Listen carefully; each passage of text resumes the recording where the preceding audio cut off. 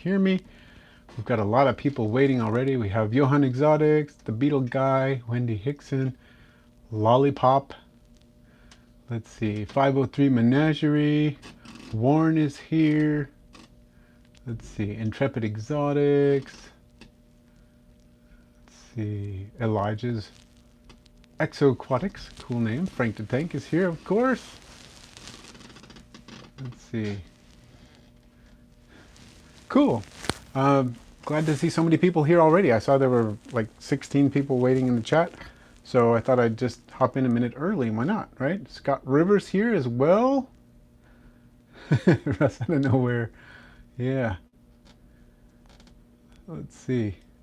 Ah, Warren and Pickles are watching. Awesome. Welcome.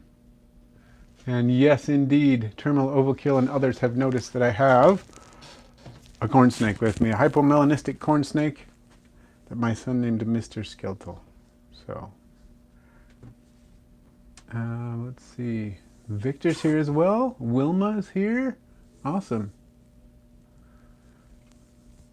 McGee is here as well. I probably missed a few people, but welcome one and all. Good to see you here.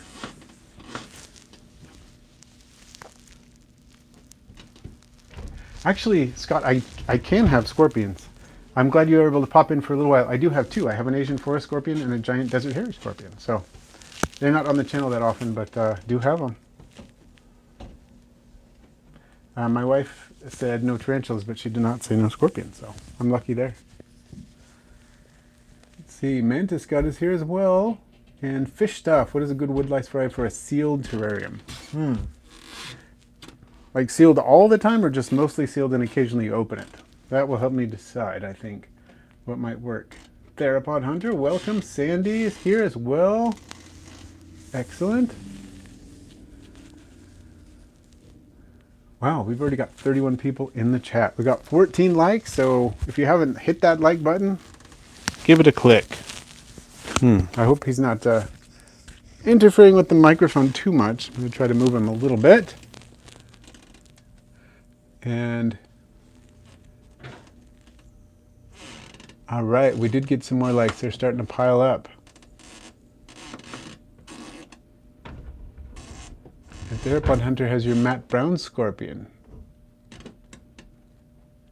Just stink my room out due to molting. That's cool that you got one now. All right. Well, I would like to introduce a few cool things that are coming up, okay? And basically, I'm doing some collaborations that are coming up in the form of live stream chats I'm going to be attending. And so next week, in lieu of having a live stream myself, I'm going to be attending 3, and I'll be posting about all of them. So hopefully you can attend, hopefully all of them, but if you can't attend all of them, hopefully you can catch at least one. They'll be at, some of them will be at times that are very different from our normal times and days of the week that are different too. So let me kind of give you the rundown. I put links in the description to all of the channels at which I will be doing these live streams, and I see that Johan Exotic is already in the chat here, and he is the first one that I'm going to be doing this week. So that will be Saturday, and that's going to be 5 p.m. to 6 p.m. U.S. Mountain Time. So that's 4 p.m. to 5 p.m. Pacific Time, and that will be 7 to 8 p.m. Eastern U.S. Time. We will be chatting. Johan is in Sweden, so for him it's going to be late at night. But he actually said he's kind of a night owl, so that's going to work for him. And so it'll be exciting to talk to him and to Sandy. We have a lot of interests in common. I think I discovered his channel and he discovered my channel. We were both watching each other's channels, and then we ended up kind of starting to communicate that way. He keeps garter snakes, for example. He has San Francisco garter snakes, which is a type of garter snake we cannot keep in the US legally, but you can keep it in places like Sweden perfectly legally, and it's fine. So I think that's how I first found his channel, by watching garter snake videos, but he also does a lot of other cool stuff. He did a really cool build for black widows not that long ago, and I thought, this is an awesome idea, I'm going to try it. So recently I did a build based on his technique for that build for some jumping spiders. And he has watched my channel and stuff, so it'll be very fun. So I'm glad that he invited me and looking forward to chatting with you. Thank you again for inviting me. This will be, again, Saturday from 5 to 6 p.m. my time, which is US Mountain Time. So keep an eye out for that. The link is in the description already to his channel. It doesn't have a link to the actual video, but it will. I'm going to put links out to the original, to the actual video. I'll post them at various places. I'll post it on my YouTube community tab and things like that so that everybody can check it out. So UK time, it's actually going to be pretty close to UK time, but maybe Johan can help you with that. Let's see.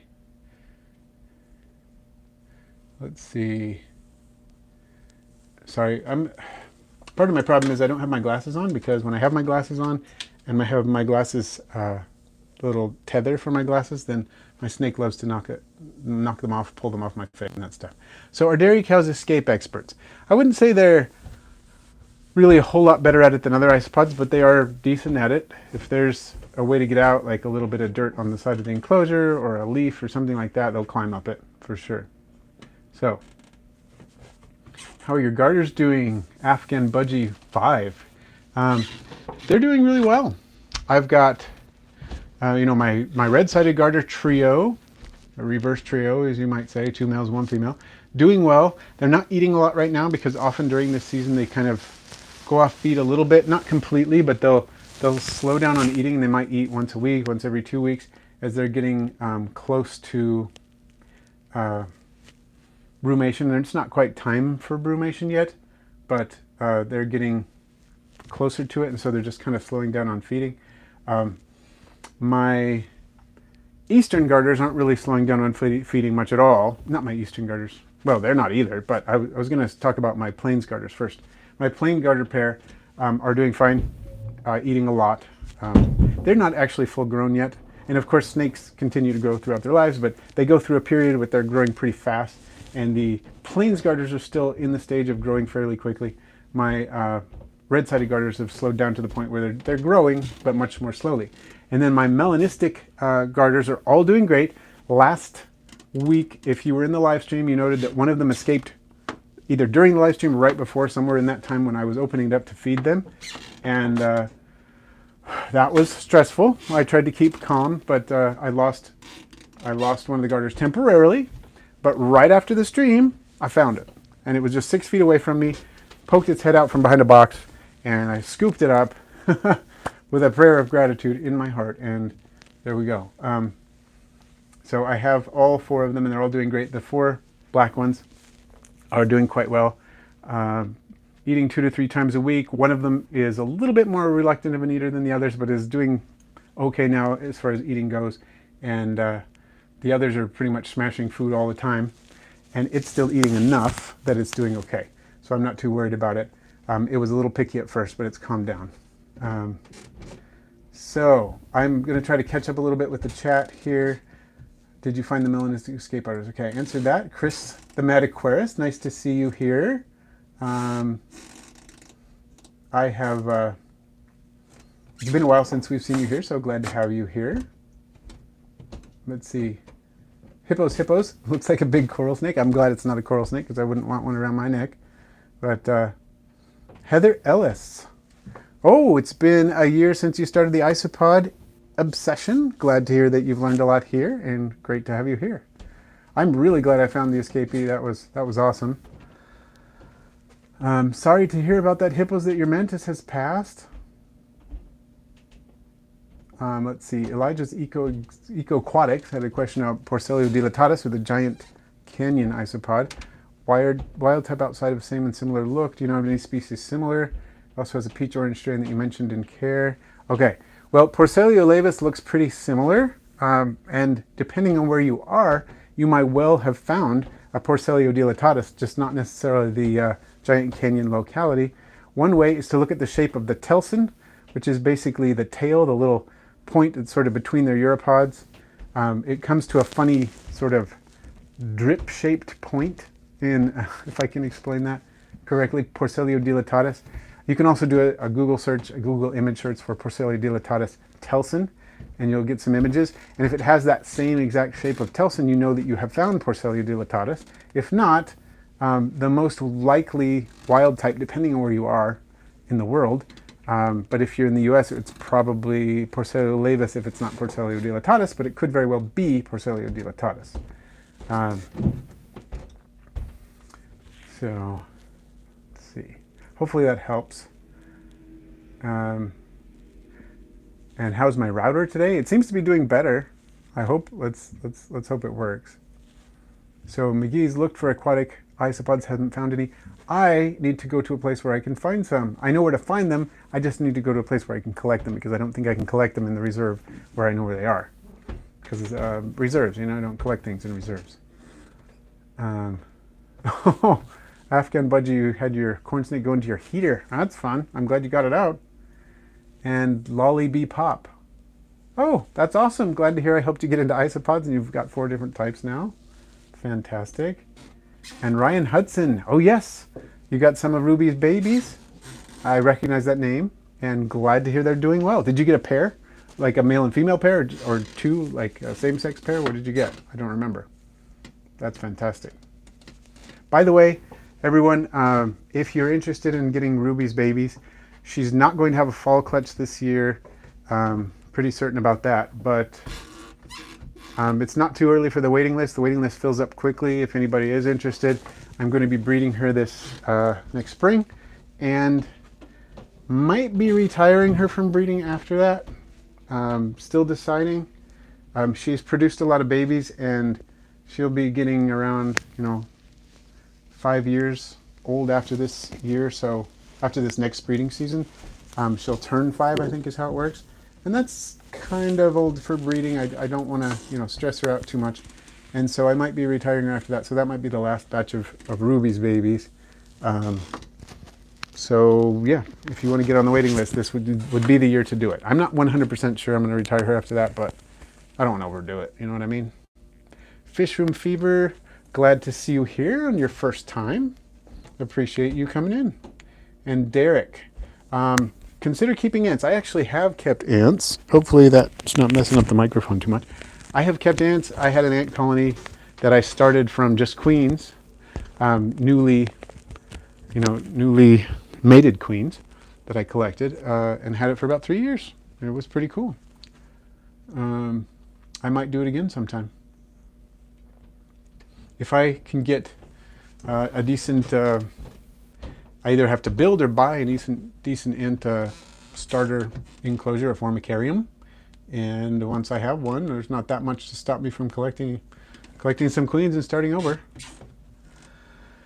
Oh yes, 503. There's some, that's Ligia pallasii, probably, if they were collected on the East Coast. Probably Ligia pallasii is the largest coastal isopod that I am aware of that is on the US coast. They are gigantic. They're amazing.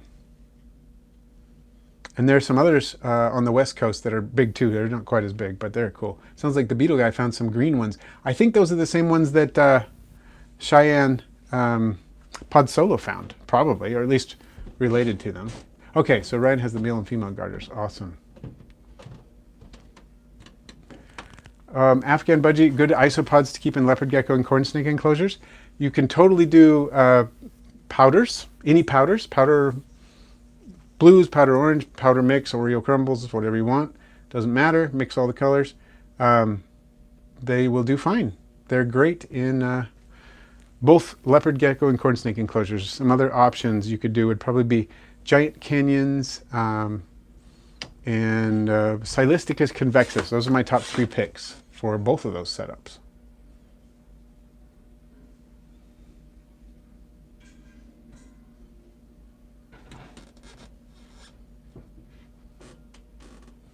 Okay, well, thanks for joining in, Johan Exotic, and I will see you on Saturday. And congrats to Warren for his Gestra that had babies. That is fantastic. Sent me a message earlier about that. They are super cool species. They take a while to reproduce, but glad that your adults have reproduced. Now that you got them going, no stopping them.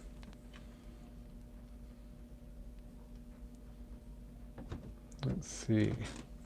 Exoskeletons are high yellows territorial. I haven't quite made up my mind if they are or not.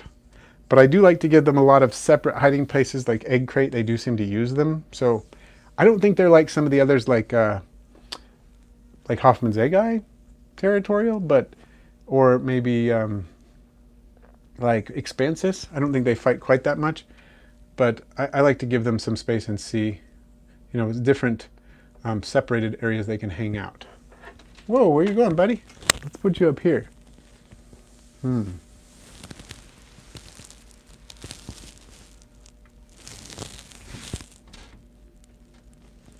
Okay, Heather Ellis, zero information about Armadillidium frontirostre, having die-off in that culture. You know what? I have never kept that species. Very cool species, but I have never kept it. So, not sure what to tell you there. If anybody's kept that species and has some information for Heather, that would be nice to hear. Oh yeah, hippos. Mealworms are a type of darkling beetle. So, yeah, you can definitely get beetles, and I've had generation after generation of them that way. Let's see, Derek. I've never found an Eastern Hercules beetle. I don't think I've seen one close up either. I think I've seen the Western ones, just in people's collections, but that's about it.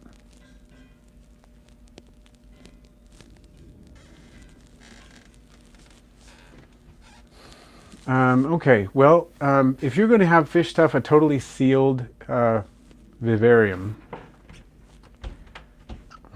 that can be tricky. That can honestly be tricky. If you want one that's just going to survive and do well in that sort of situation, you could do dwarf whites. They're more likely to do better than some of the others, but they're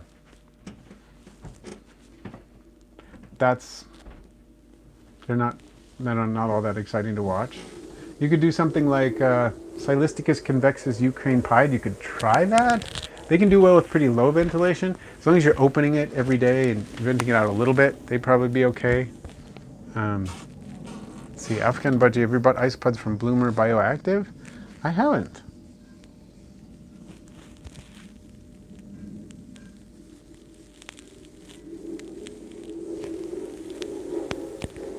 Wait a second. You know what? I'm sorry, was it Heather who asked about A. frontirostre? I do have that one. I was thinking Fronte triangulatum, or Fronte triangulum, for whatever reason. When you said that, I was getting them mixed up in my head. Just read it wrong. Something happened. Messed it up in my brain. I do have frontirostre, actually. I'm trying to think what... I'm just giving him standard Armadillidium care with decent ventilation, humidity gradient. Not excessive moisture, trying not to give them excessive moisture. Yeah, that's about it.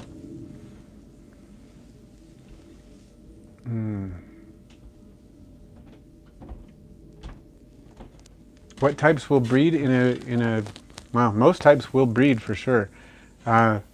If you're getting the low ventilation though, you're not going to get a lot of breeding with most Armadillidium. In fact, you'll get die-off with most Armadillidium. But if you try something like Silisticus convexus, it might be worth a try. Some of the Porcellio might be okay too. It's just some of those are going to breed too fast. Silisticus are good breeders, but they're kind of slow starters. The babies grow more quickly than some. And I would say Lolly Bee Pop, a large eggshell mold in a nice pot enclosure, depending on situation too, yeah, and how much of the original material is on there. If you put it in there with a lot of the inside material attached and the isopods don't eat it fast enough, it could mold.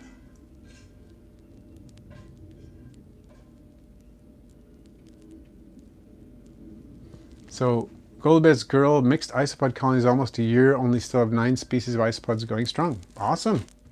If you can get that going, that's amazing. Okay, Heather, they're having a lot of molting problems. I would say try offering molting platforms. You're probably offering them on both sides of the humidity gradient, but I would say offer an angular gradient for their molting as well. So on the moist side, on the dry side, and in the middle, make sure you have surfaces they can molt with that are flat and they can hang from them, some that are angled a little bit, some that are angled completely, straight up and down.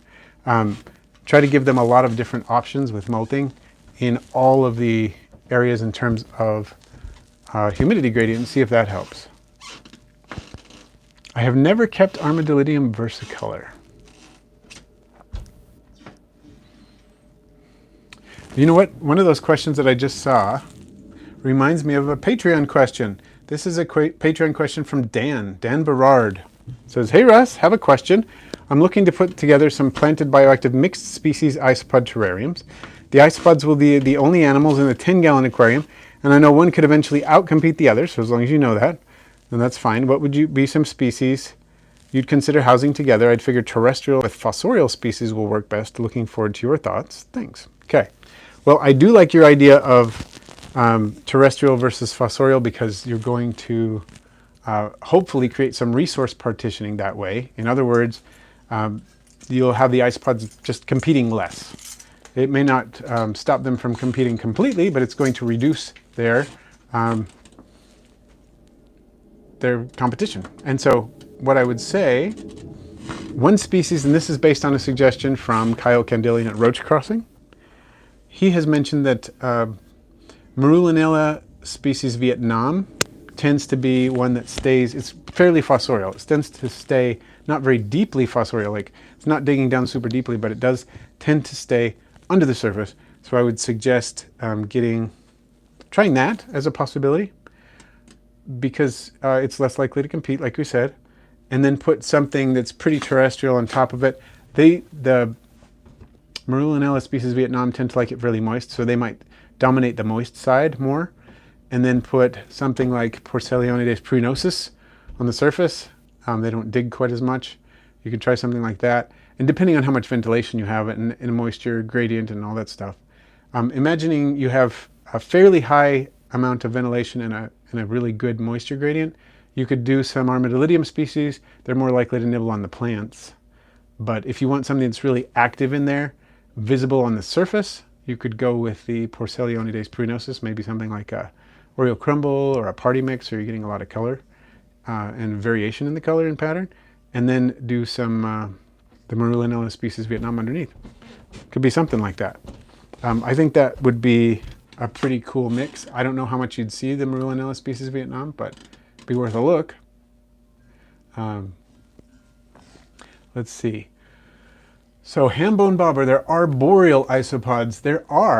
There's Pseudo Aureola atlantica, which is a very spiky yellow species that lives on the island of St. Helena, and it's endemic there. It's the only place it naturally occurs, and they live largely on they eat the spores of a certain tree fern.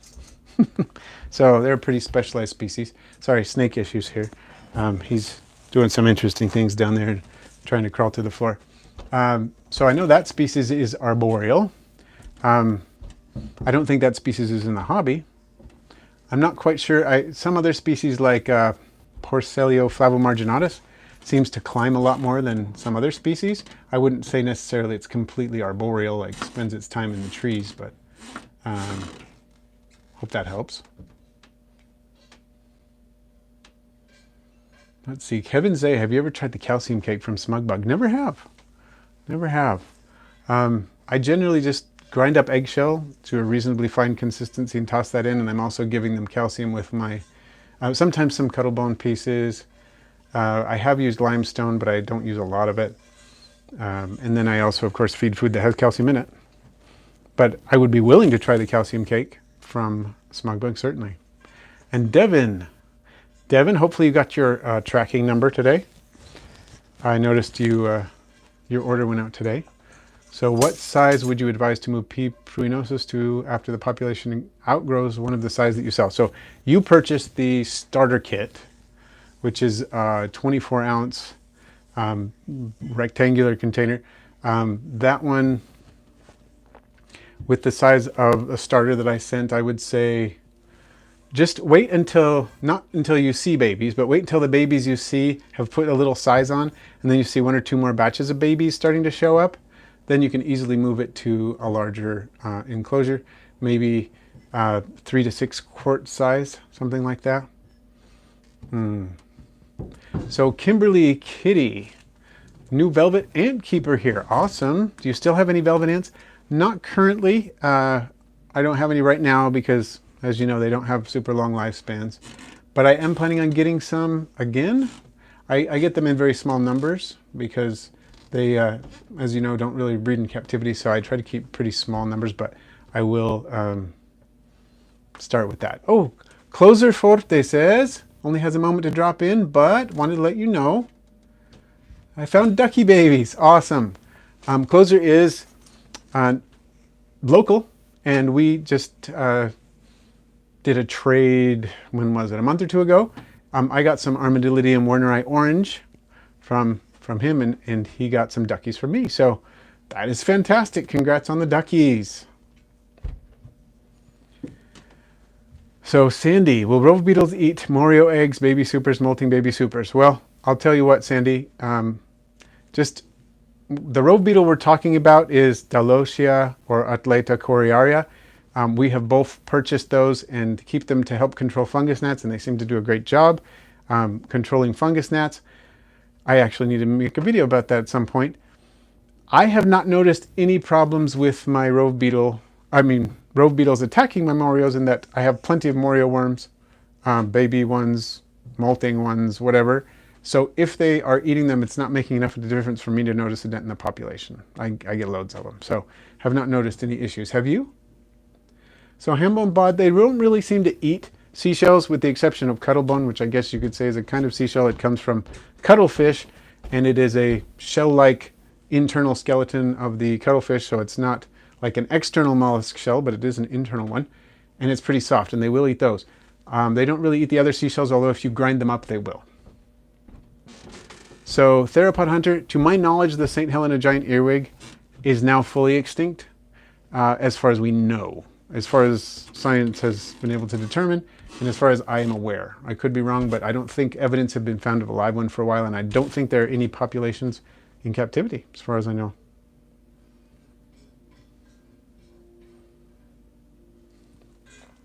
So Sneaky Alexa, thinking of having snakes someday, perhaps garters. Excellent choice. I currently have a Leo with P. pruinosus. Do you think they would still do well in a garters environment? Absolutely.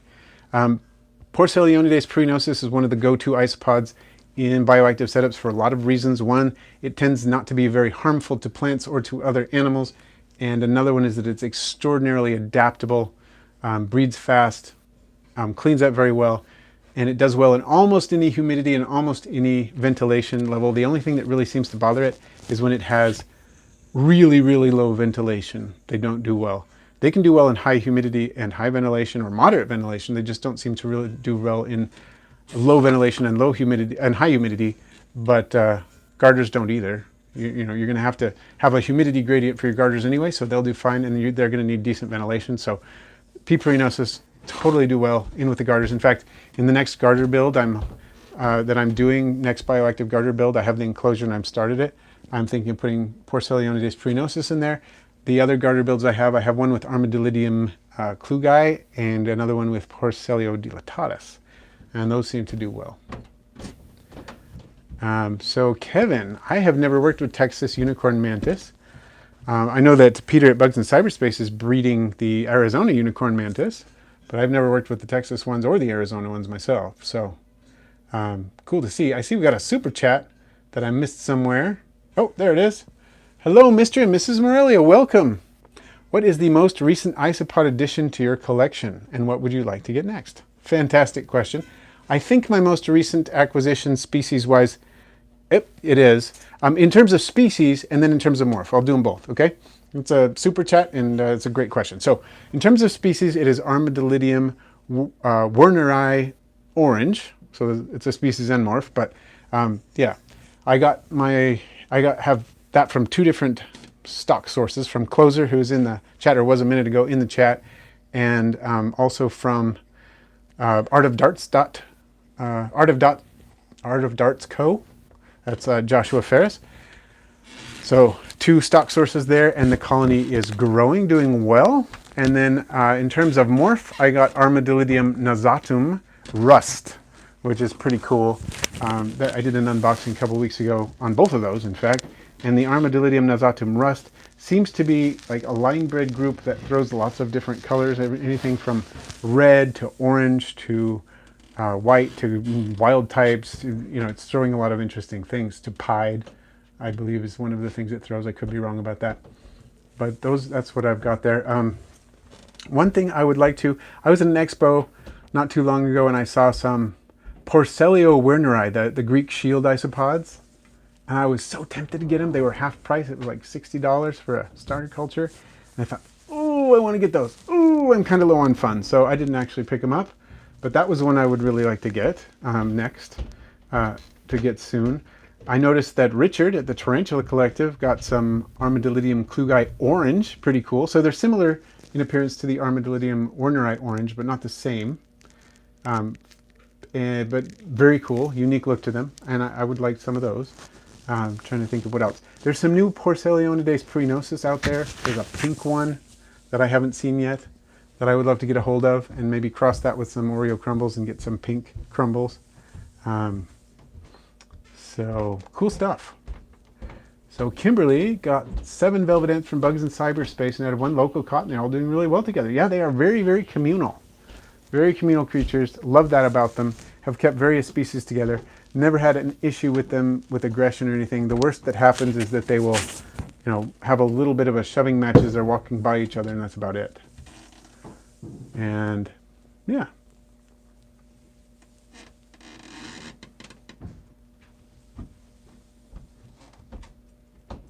Okay, so Devin, you got a 15-quart container. Okay.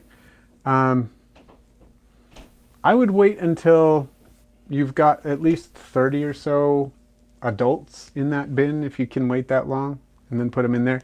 It's not going to be a huge problem. It's just going to slow them down breeding a little bit if you put them straight in a 15-quart. It won't be a big deal. Put the substrate and everything in with the enclosure that I gave you, or sent you, in with the other substrate, and so it has some, you know, microorganisms and so on to give you a head start, and that should help.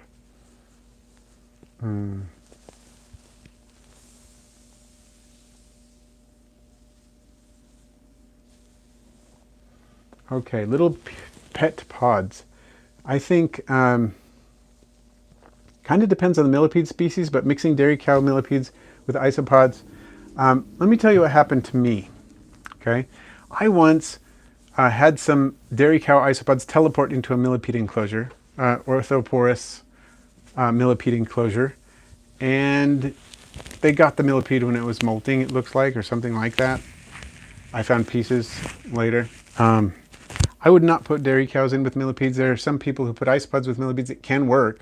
Certain species are better than others. I don't think dairy cows is an excellent candidate for doing that. So I would say maybe Porcellio scaber would be a better option than Porcellio laevis.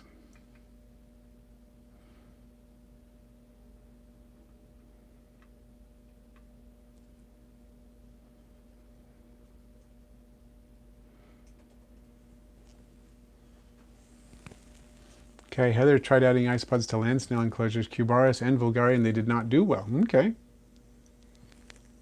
Theropod Hunter, there is a peach and silver morph of A. werneri. Cool. I haven't seen that one. I've only seen the orange one, and they're very cool. Okay. Oh, Kevin, I actually only have 1 corn snake. This is it right here. The only snake I have that's not a garter of some type is this one. And I got 3 different types of garters. I got the red-sided Montana locality, I've got the eastern melanistics, and then I've got the plains garters, which are just straight wild types. They're captive bred, but wild types. Ooh, another super chat. Check that out. Halius56. Would you want to keep large Ligia pallici? If I had a proper setup for them, probably. But it seems like, from what I know and what I've read, mostly in Oren McMonagle's book about that specific species, some of the Ligia can do okay, and he's done okay with some of the Ligia, even breeding in captivity. But not the pallici species don't seem to do well. They seem to need it very cool. So you'd have to set up a cooled environment, basically a marine paludarium with a chiller to chill both the air and the water, and probably a lot of ventilation, which sounds tricky to have them do well. So I'm not sure that would be feasible for what I have. But yeah, I think it would be cool if I had that set up. If someone says, hey, Russ, here's a big facility, do whatever you want with it, and I heard you want to keep Legia Palisade, we're going to set you up and you can have a chiller in here and all this stuff, I'd probably do it. I'd give it a shot. Looks like Warren had to go. Thank you, Warren, for joining us. Appreciate you joining, and congrats again on your Armadillidium Gestroy babies. What are you doing, sir? I don't know. Sometimes snakes are inscrutable, but we love them, right? Yep, I'm going to check and make sure there aren't any other questions on Patreon that I missed. And Sandy asked a question, but just directly, and said maybe not do this one on the live stream, so I answered that in text. So Sandy, hopefully you've seen that. There we go. It doesn't look like there are any more there. What type of enclosure do you have for the corn snake right now? I've got a 40-gallon, it's a foam board built enclosure built by Instinct Habitats, custom built one. It's 40-gallon, bioactive. I put Silisticus convexus and superworms in there. Don't currently have any live plants in there because of the way the lighting works. There is enough lighting, I guess, to grow plants. But it's kind of weird because the way I have a shelf, there's not really a good place to grow plants except right under the basking light. And so that's not really a good place to grow plants, if you know what I mean. It's got one of those turtle bulbs, the waterproof turtle bulbs on a dimmer switch so that I can provide a good heat gradient on the warm side. It's got a nice shelf. It's got cork bark and stuff in there. So it's a more complex environment than just a tub, and it's fairly large for corn snake. I mean, you can definitely go larger than 40 gallons for a corn snake, but unfortunately, a lot of corn snakes get smaller enclosures, and I think he enjoys the 40 gallons. It's a pretty good spot for him, I think. Fairly new.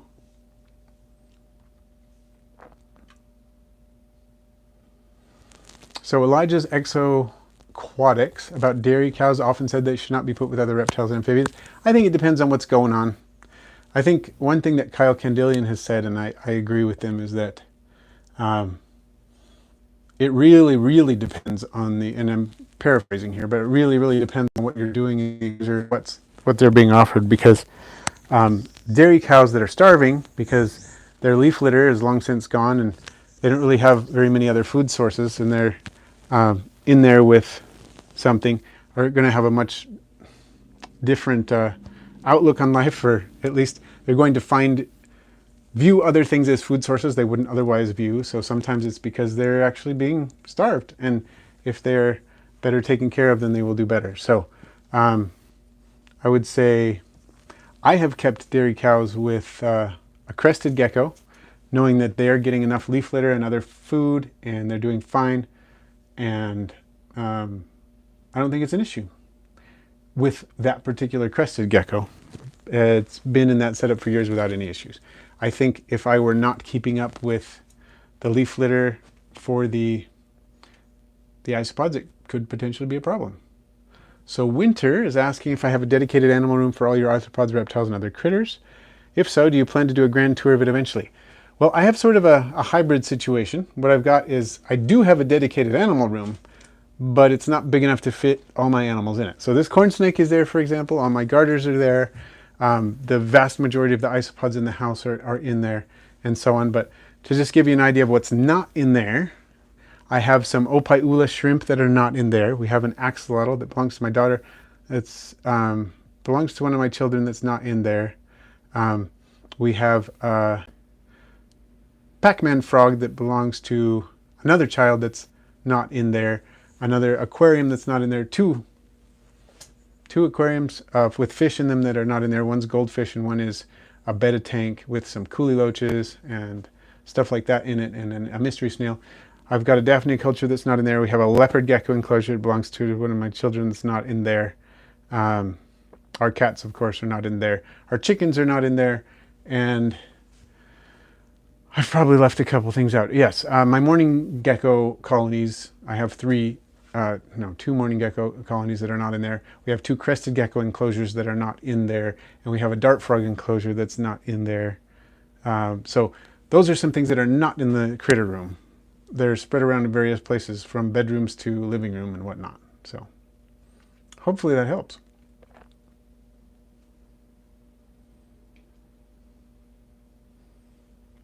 So Afghan Budgie, I've just heard of the pink morphs. I'm not sure where I heard of it. Maybe in one of my live streams someone was talking about it. I haven't seen them for sale yet. I think it would be cool to see them though. Sounds pretty fascinating. So the beetle guy, cows get to the gecko. See, there's the question. I think it's partly also about husbandry for the gecko. If the gecko is healthy, it's pretty unlikely that the cows would get to it, unless there's just a raving mass of them and they're starving when it's asleep. There might be some scenarios where it would work, but I think in general, a healthy gecko is not going to be an issue with them. So I haven't had a tour for my animal rooms or my animals since I did 15,000 subscribers. And now since I have 56,000, I should probably get going on that, right? I think so.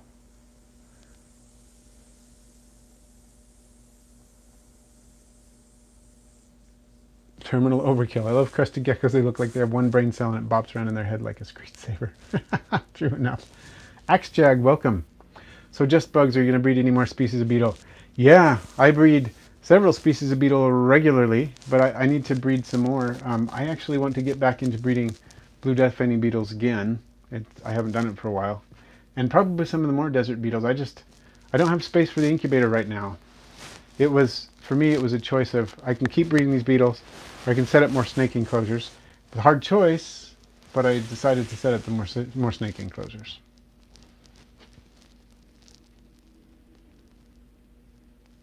Okay, Hyla Regilla's isopods is the one who mentioned the powder pink morphs. Where can we get those? I'm interested in that. I hope we can get those. So just bugs, want to get back into the reptile hobby, don't know if you should. Of course you should, if you can. Reptiles are fantastic. I love reptiles. I don't know how I could do it without reptiles.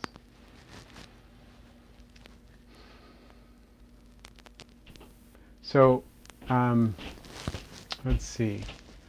So S. Lehman, I recognize you. Yes. Excellent question. It says you said you use oak pellets you soaked as part of the substrate when you're setting up a bin for a new culture, but could you add that to an existing culture? What should I look for?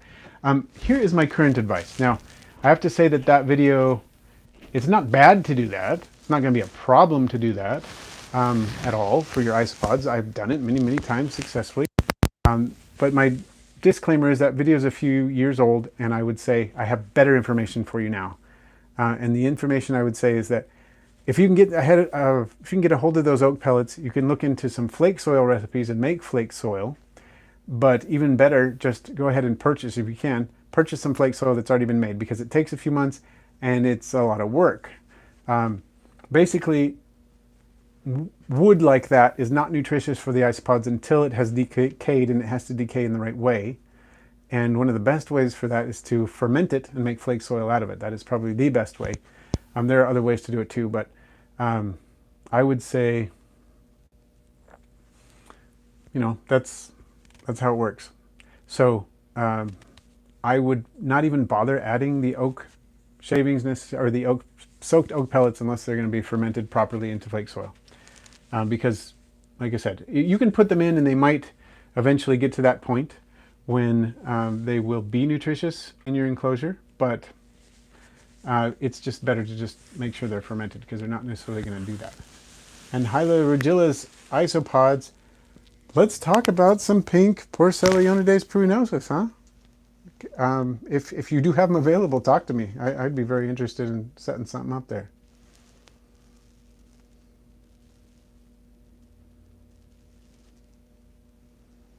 So Random Tea, that's awesome. It's fairly common, actually, for springtails to just show up in bioactives and start doing their thing.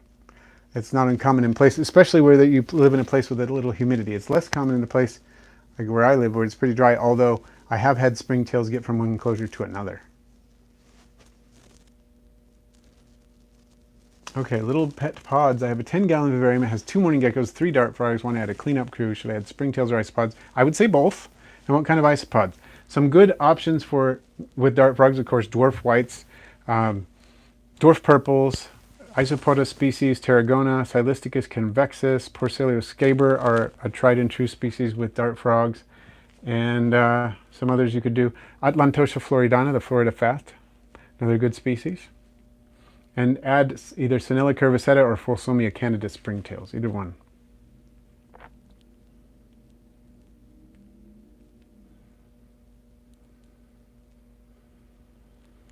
So the beetle guy, I just produced a couple. I produced quite a few larvae, and my initial experiments, I lost some when I had a humidity spike, but then I put some more in, and I got 2 adults successfully, and then that is when I said, well, I'm running out of room. What am I going to do? I'm going to decommission the incubator for now, so I can make room for snakes, and that's what I did. So, velvet worms, Goldbest Girl. Bugs in Cyberspace sometimes has velvet worms for sale. So check out him. And also, shoot, Kevin Nasser. I think, is it Kevin Nasser who has them? I think he has them sometimes too. So Sandy, I don't have my own recipe for flake soil. I have followed others' recipes and so on. And off the top of my head, since I haven't done it that much, I probably would mess it up if I did it, but there are people out there who'll just give you the recipe. I think Kevin Nasser is one of them. I think, who else does it?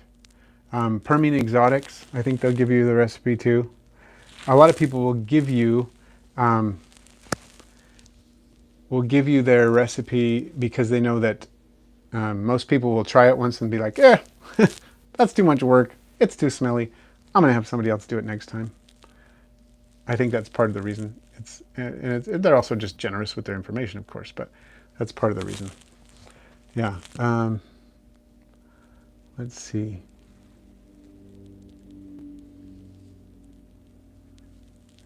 Whoa. Oh, Hyla, please do email me or send me a message on Instagram. Please do. I would be excited about it if you did. Let's see. Mr. and Mrs. Morelli, another super chat. Do you think you can buy hatchling common yellow belly and Hawaiian types of mourning geckos, grow them up, and then keep them together as adults? I'm experimenting with that right now, actually. I have 3 different types of mourning geckos in my dart frog enclosure, including a yellow belly and a high contrast pattern and a common one. And we're going to see how it goes. So far, so good. They're nearly adults now. They're sub-adults, doing okay. I haven't noticed any issues. So I think it's going to work. Great question.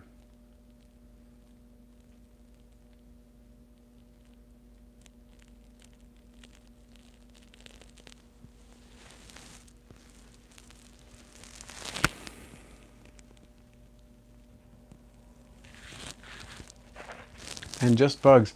I am interested in some Sevilla. However, I don't have a permit for them. So I might have to hold off on that for now. Just because I have to mainly focus on species that I have permits to sell, because the other ones I can only sell in state, and that means, a few times a year at an expo.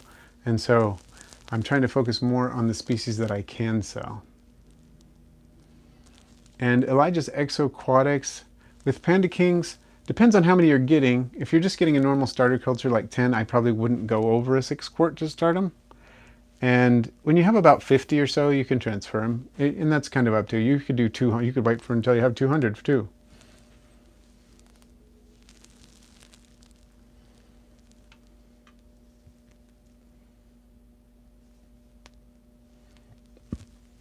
So Kimberly Kitty, I have kept feather millipedes. They did not do that well for me, unfortunately, when I first kept them. They were pretty cool, but I don't think I knew what I know now, and I think if I were to start again, I'd do better with them. But yeah, they're pretty cool.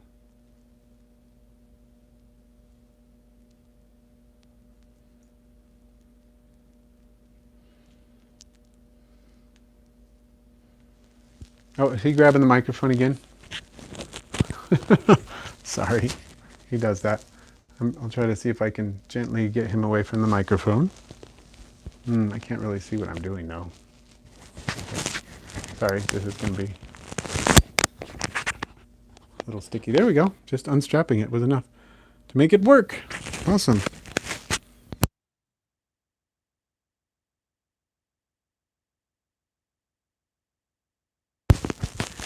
Let's hope that sticks. Whoa, Oh, he's going to knock stuff down. He's quite good at that, I've noticed. Father, I wish to speak. Yep. Yep. I should probably keep him away from that microphone for now. He's interested in what's going on, though.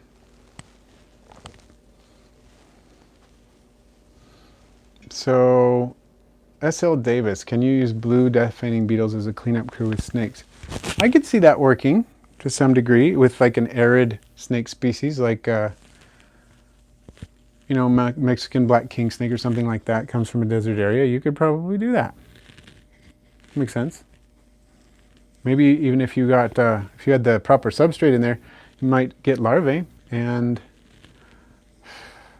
if situations were exactly correct, you might even get them to pupate on the worm end.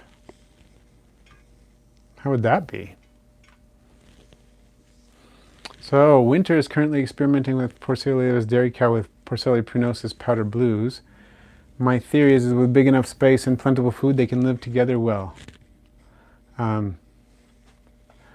So I think those are two species that are worth trying. I think, here's the thing. I agree that with enough space and food that they can get along well together, but they're both prolific breeders. And you're going to get to a point where both food and space are going to be a limiting factor at some point. And I've heard that Porcellia laevis will eat monkai of other species, and I'm not sure if they will, you know, once they get to a point where food is a limiting factor, they might do more of that. Interesting to see, but I would love to know, Winter, what you find out after enough time. Because basically the idea is they're gonna fill the available space eventually and take large amounts of food. But if you keep up the food and so on, you can probably prolong it. Just be interested to see. And yes, Mr. and Mrs. Morelli, I'd be happy to update you on the morning gecko experiment as it goes along. We'll see how it goes. This is one thing I just want to bring up, though, about morning geckos and about the label Hawaiian morning geckos. It's kind of a misnomer in that certainly there are geckos, morning geckos from Hawaii, but when I lived in Hawaii, there were different clones that were there, and I would see morning geckos a lot. That's how I became interested in keeping them. In fact, it's because I would see them all the time in Hawaii, and there are at least, probably more than this, but at least 3 different lineages, or clones as they call them, of morning geckos in Hawaii. And so the strain that I have, the original strain that I have, is a Hawaiian strain. And so it's just kind of problematic, and this is not a criticism of you, Mr. and Mrs. Morelli, it's just a kind of an issue that's come up in the hobby, in that people will say, this is a Hawaiian morning gecko, so I'm going to sell it for more, but what really does that mean? Because which clone is it? You know what I mean? That is just, I'm going to throw that out there. So sometimes I think people might be selling morning geckos that are overpriced because they can say they're Hawaiian legitimately, but they may not be the high contrast ones that people are looking for, and you know, things like that. So Kevin, this guy gets mice, partly because I buy mice. Usually I do medium mice for Ruby, my largest garter, and she'll take 2 at a time sometimes, and this guy will usually take 2 at a time, once in a while 3, sometimes 1, and seems to do fine on those. So I just haven't gotten rats, partly for that reason and partly because we've kept a lot of pet rats, and it would be harder for some people in the family to see rats in the freezer than it is to keep mice. So most active Cubaris species that I keep, African budgie, also when my ear orange kois become available. So active Cubaris species that I keep. Good question. Maybe panda kings? Panda kings are pretty active, I guess. There aren't any that are super active right now, but none of my colonies are gigantic. I think my rubber ducky colony would be the biggest, but I keep selling out of it, and so I keep it a little bit smaller. But I would say it might be panda kings.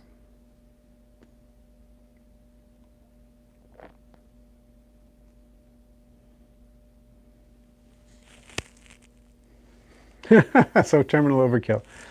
Fiery millipede and purple ivory millipede, if they can eat Cheez-Its just once in a while as a little Friday snack. Maybe just a tiny bit. I don't think there's anything in there that would necessarily hurt them if you gave them just a tiny, tiny bit. I have occasionally given my isopods on my office desk at work. You know, I give them a little bit of this or that from my lunch and they'll eat it and it's not a big deal. So I don't think that would be too bad. Just if it's not a normal dietary item, just give them a tiny pinch of it once in a while as a snack. But definitely not a big part of the diet. So Heather, isopods need new bloodline introduction at some point to avoid crash. Can they just continue on inbreeding? I think it depends on the founding population to some degree. It might depend on the species some too. One thing is that we are nearly always causing some inbreeding with our isopods. When we buy from someone who has a colony, they have 500 isopods and they started it from a colony of 10. So there's not a huge amount of genetic variation in there. But then we do it again and again and again. So we're doing a lot of inbreeding, but it doesn't seem to be all that big deal. So here's an interesting thing about salt and isopods. Josh of Isobuddies has done experiments with feeding them just directly, like I think it was kosher salt or rock salt, and they just ate it and it didn't hurt them at all. I don't recommend doing that very often, but a little bit of salt doesn't actually seem to be bad for them. So interesting. I have fed mine salty things on occasion to see how they do, and they seem to be fine.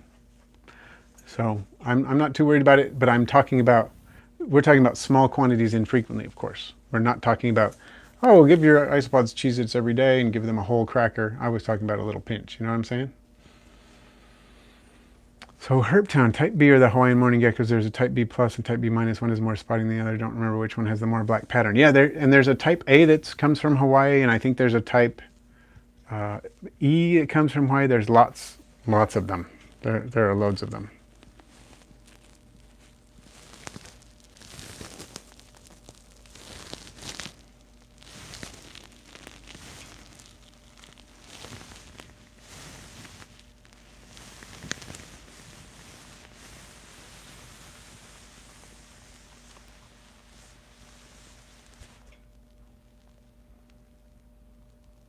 Yeah, Sandy, I've put bones. I've put whole mice that my snakes didn't want into my dairy cow enclosures and found nothing.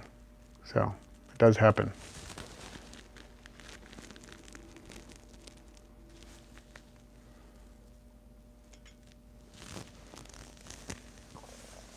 And winter, most of the partially aquatic isopods that I'm aware of are brackish water, like some of the Legia species, like Legia exotica, Legia pallasii, like we talked about. There are some partially aquatic freshwater species too. I can't remember any of the species names right now, but there are species out there in the hobby, even to a small extent, that can survive weeks underwater. So interesting.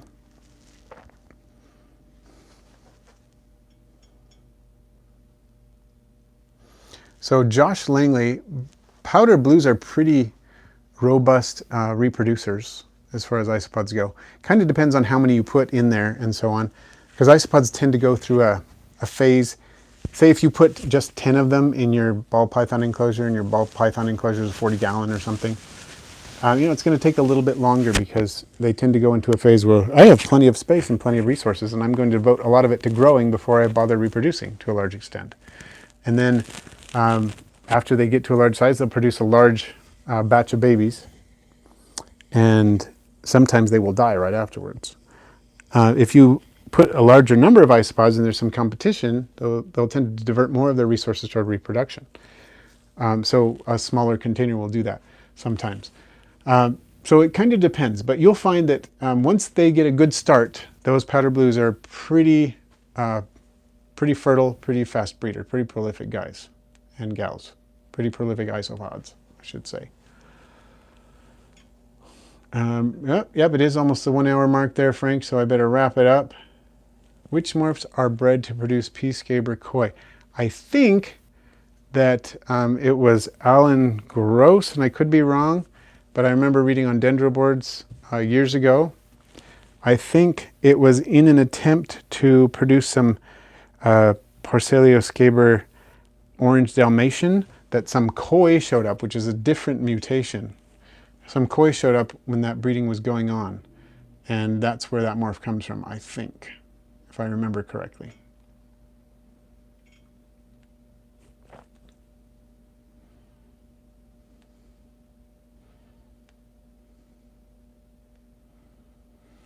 So it looks like it's about time to wrap up. You know, somebody was asking me about orange koi. I got some orange koi from Wally at Supreme Gecko, and they were doing fantastically. I had a growing colony. I love to look at them. They're one of my favorite morphs of the Porcellio species. Totally sad story here.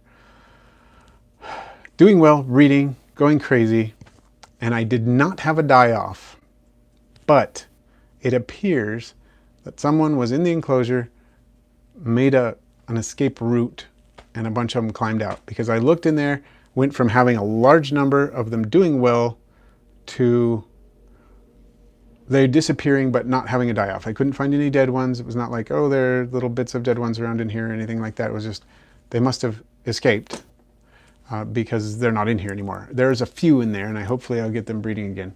But it was so sad. They got out. And they are really one of the more beautiful morphs. So, sad story. If anybody wants to do a trade with something that I have that I can trade for so I can get some more orange kois, I would be excited about it. So think about that. And I'd better take off, but it's been good to have you here, everyone. Thank you so much. Thank you for the super chats, those of you who did that. Thank you, mods. Thank you, everybody, for participating. And check out my video. I had a species start to breed that I hadn't bred before. Not an isopod, something else. It's coming out in my next video. So check it out. Stay safe, stay healthy.